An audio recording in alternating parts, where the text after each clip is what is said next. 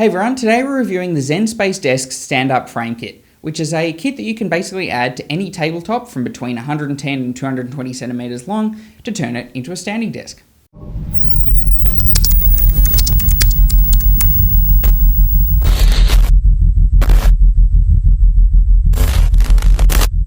So at the end of March, I moved place from my old house to this new place, which now has a second bedroom that I can use as a study.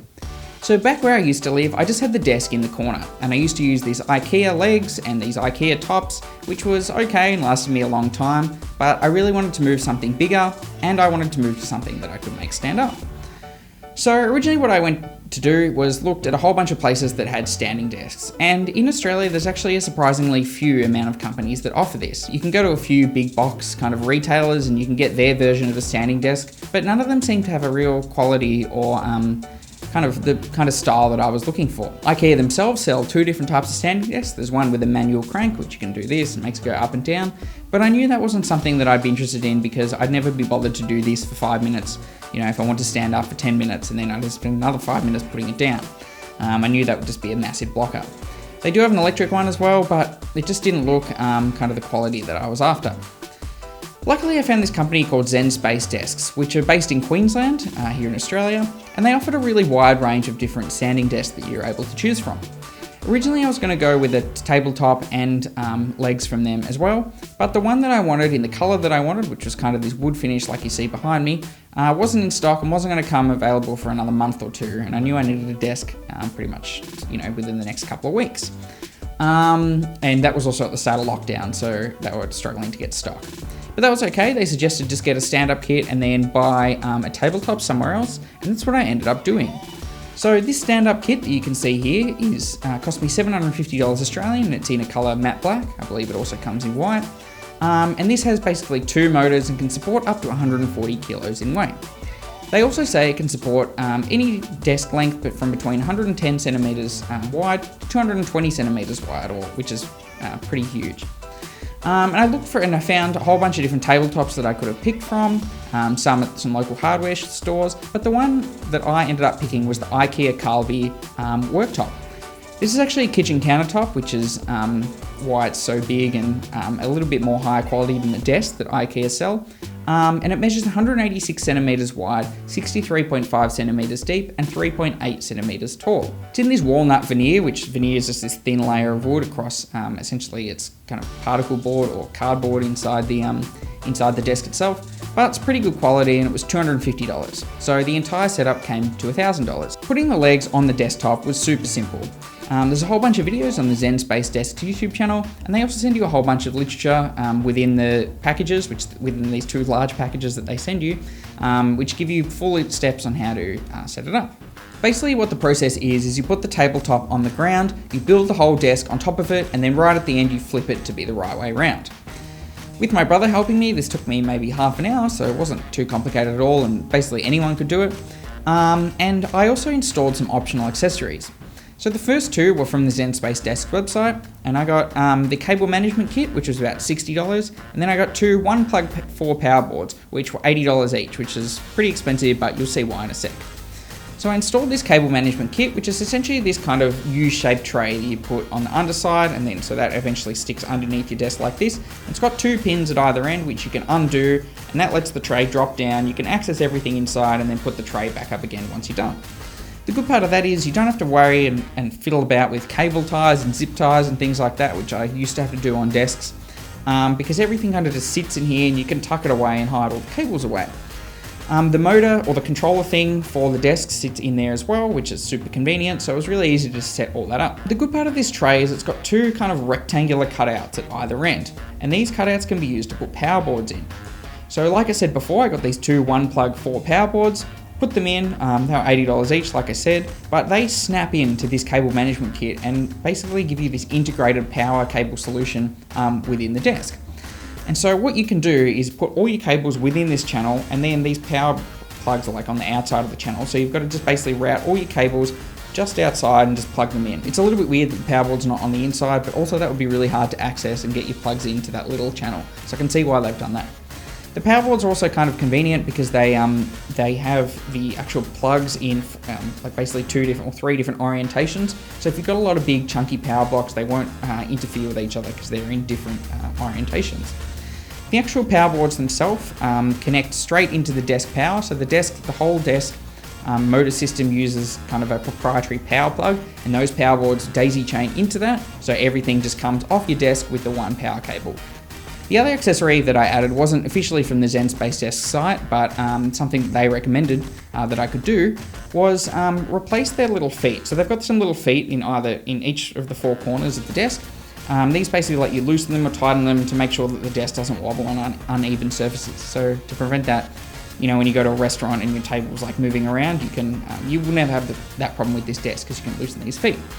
But what I did was take out these feet, and these feet have a standard screw, an M10 screw size. And so what you can do is take all those feet out, and I went onto eBay and purchased 4 2.5-inch casters and then screwed them in with this standard M10 thread. So by putting these 4 casters on, I'm then now able to move the desk around and shift it around. So here in this study that I used here for filming like this, as well as having people sleep over, if I want to get that fold-out bed out, I can push the desk into one corner, and that's super easy to do, and otherwise it would be super hard if I didn't have those casters on. So super glad that I was able to put them on the bottom. So once I got all my accessories installed, I flipped that desk over, put it into the corner, and the first thing I wanted to test was basically how low and then how high it got to. On the Zen Space Desk site, they say the minimum is 60 centimeters and the max is 125 centimeters.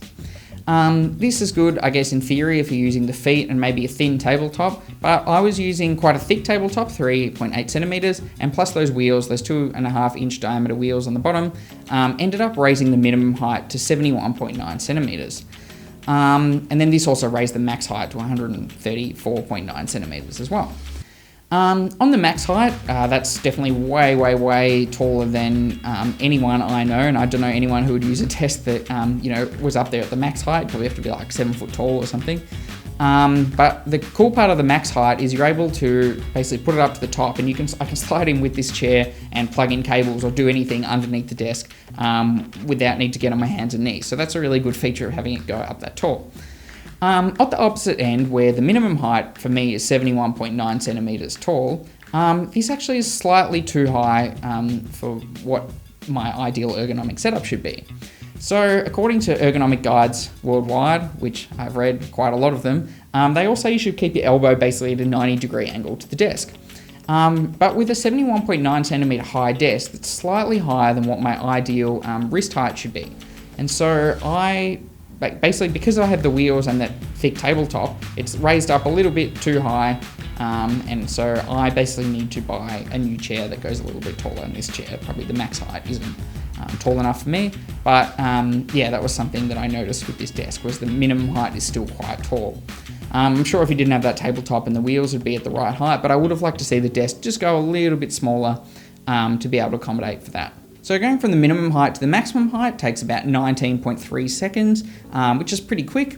It's not particularly loud, although sometimes I do find when it's going up and going down, it kind of does this kind of clicking sound, like it's like a repetitive kind of cycle, which I'll play over the top.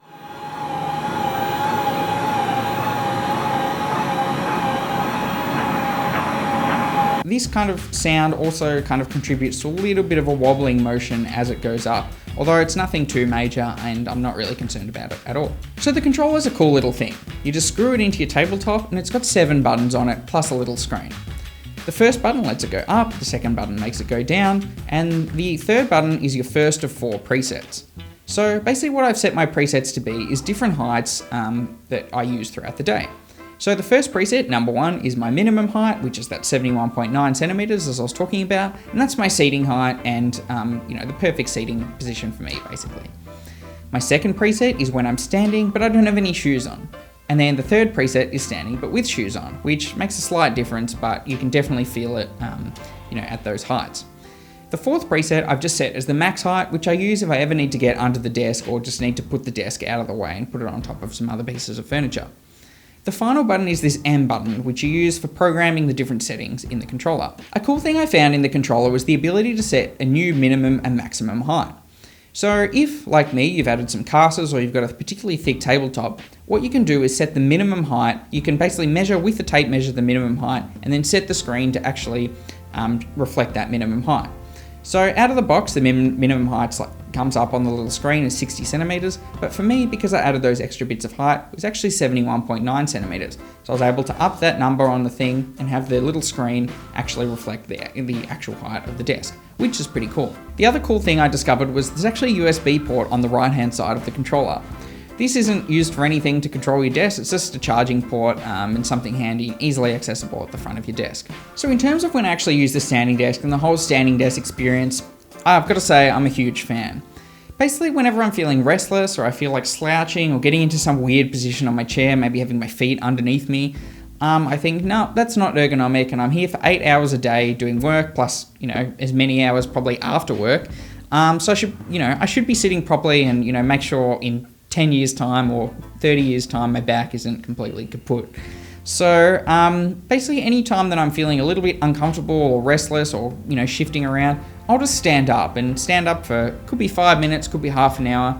It's never normally hours and hours, but just standing up gives you a bit of a change of environment and gets that blood flowing in different spots again, makes you feel a little bit less uncomfortable and less restless. It's good for a change in environment. If you're feeling tired, it hits 3 p.m. and you're sick of working, change to standing, get a little bit of extra energy and kind of get that second wave, and then you can keep working. Then the good part of the desk, because it's electric and goes up so quickly, you don't really break any concentration at all while you're working, and you hardly even think about moving up and down. In terms of downsides, there are a couple to the ZenSpace Desk stand-up frame kit. The first one, as I mentioned before, was that kind of clicking noise as it goes up and down. It's not super annoying, but just something I noticed and something that seems to cause like a little bit of wobble, especially on the monitors that are on those arms. The next one I noticed is sometimes when it goes up, it'll randomly stop and then move down a little bit. What I can see is happening is it's activating its collision detection system, which the point is, if you've got something like a shelf or, someone sitting on it or something in the way, it'll stop and move down so you don't, collide with anything and break the desk or break anything that you're whacking into. However, I found this just will randomly happen and pull my desk down and won't finish the move, even if I'm not hitting anything. Once again, only a minor annoyance, but just something I thought I'd point out as, if you move up and down a lot, you might find this more frustrating than I do. As I said before, the minimum height of the desk is slightly too high, and I would have liked to see a little bit lower. And the other random thing that I've noticed is I've got a microphone arm attached to this desk, like a boom arm. And if you're on a call with people using the microphone attached to that arm, and then you decide to move up or down, everyone on that call will absolutely hate you because all they're hearing is of the desk traveling through that microphone. What I'd recommend is just get like a shock mount for the microphone, or just mute your microphone if you're going to go up and down, because everyone will hate you for it. The final disadvantage of the ZenSpace Desk's stand-up frame kit is just how expensive it is. I know I was saying before it's pretty affordable in the realm of standing desks, especially here in Australia where there's not many options, but compared to a regular desk where you can get the whole desktop plus 4 legs from Ikea for probably $200, it is pretty expensive. I know I got a premium, expensive-y kind of tabletop, but even just without that on its own, the legs are still $750, which is probably quite a lot if you're not spending a lot of time at your desk. If you're in a position where you're not working from home all the time, or maybe your job doesn't involve having to sit at the desk all the time, a desk like these might not be super practical, and there's probably other ways, or there are definitely other ways that you can get that same standing sitting effect without spending such a large amount of money. One of those options might be a manual crank desk from Ikea, or it might be something like those Vary desks where you just put your monitor and stuff on it, put it on your desk, and you're able to lift that device up and down with your monitors and your keyboard without getting a whole new desk. So I'm really happy with this personally. I really like not having to have anything extra on my desk. It's a really clean looking look, and I like not having any manual aspects to it, as I know if I had to crank something or lift something up or basically spend any kind of effort that wasn't just clicking a button, I would never stand up because I couldn't be bothered to do that. Like I said before, I often stand up when I'm feeling tired at the 3 or 4 p.m. And I know that's definitely not the time that I'm going to want to move things around to have to get the standing component happening.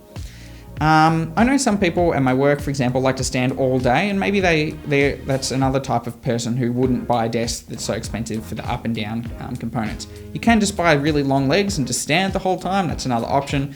Also wouldn't be as expensive as this $750 frame. With that said, I'm really happy with this desk. I like putting this Ikea Karlby tabletop on top, and I really like the look of that, as you'll probably see with all the videos that I put over the top. And combining that with the Zen Space stand-up frame kit is a really good combo, especially with the matte black legs. Looks really nice. I got those wheels on the bottom, the M10 threaded 2.5 inch casters, and that combination with the standing desk has just made this desk super flexible. I'm able to position it anywhere I like in the room, and I'm basically get the best of all the worlds. I can sit, I can stand, and I can move around to wherever I need in the room. The desk has a lot of options with the controller, and honestly, I'd recommend this Zen Space stand-up kit, or even their other desks, as they all use the same frame. To anyone looking to kind of invest in this sit-stand desk that they can customize to their own liking. Yes, it's a bit pricey, but I think if you're spending a lot of time at your desk like I am, it's definitely worth the investment in something that will probably last you a really long time. So, thanks for watching this video. If you enjoyed it, give this video a thumbs up, and leave a comment down in the description of whether you've got a standing desk now or you're looking to get something similar in the future.